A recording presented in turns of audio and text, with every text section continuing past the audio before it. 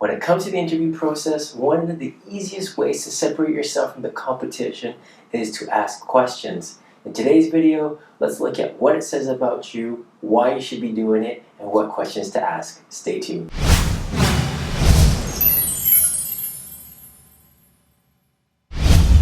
Hey guys, it's Brian back at you with another video. So the other day I was meeting up with a mentee of mine and we were going through her cover letter and her resume in prep for a job that she was gunning for.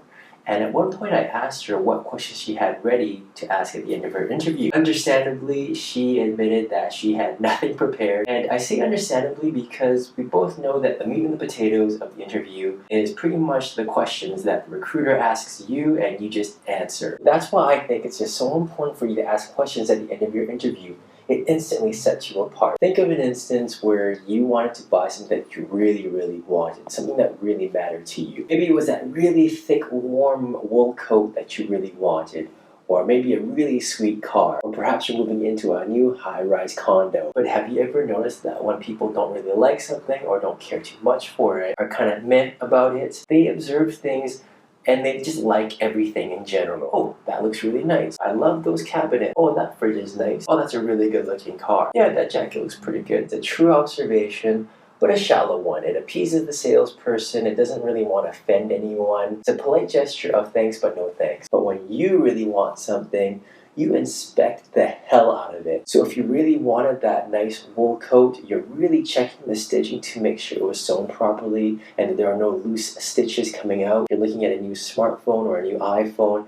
You're checking to make sure the glass has no scratches on it. Or if you're getting a new car, you really want to investigate how the technology works, how the navigation system works, what all the buttons on the steering wheel is like, and how that steering wheel feels to your hand, and you're really critical of everything. And that's because you want to get all the information because ultimately you want it. And asking questions at the end of your interview is essentially like getting all the information up front to make sure that you know exactly what you're getting yourself into because you really want the job. Implicitly telling the interview that you really care, that you really want the position, and that by asking all the right questions, you're getting all the information up front so that you make the right decision. And I will tell you right now that every recruiter wants someone that really wants the job.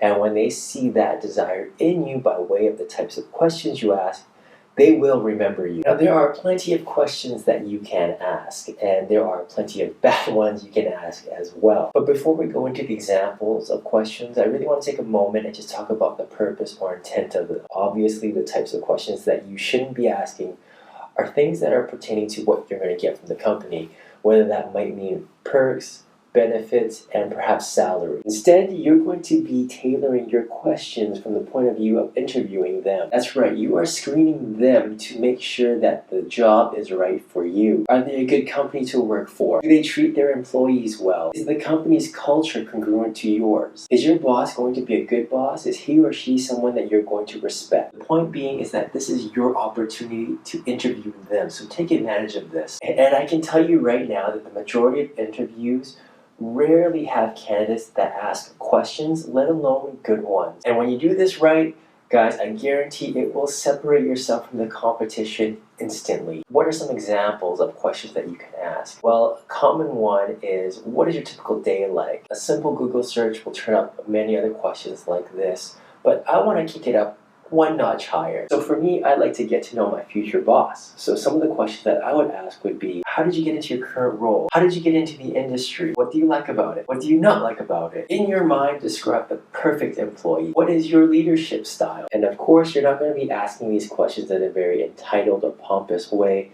Instead, you're going to take a very professional tone, you're going to smile, be very calm about it, and genuinely curious to know what the answers are. And in your mind, you know it's okay to ask these questions because A, you respect yourself enough to ask, and B, you're also helping them out because you want to ensure that the fit is right for the both of you. Guys, there's a difference between, so can I move up in the company or what? Compared to, I was wondering if you could tell me how you normally develop your team, how you develop your employees. So there you go, guys. Ask good questions at the end of your interview to instantly set you apart from the competition. One last thing before I let you go, if you haven't already, please download my ebook, The Unfair Advantage. In there, I talk about career and resume writing, salary negotiation, job hunting tips and strategies. All free for you to download instantly. I'll have a link in the description down below. So if you want to schedule a video mentoring session with me, or if you want to send me a question for me to answer in a future video, go to my website, 101mentoring.com. Guys, thank you so much for watching, and I'll see you next time.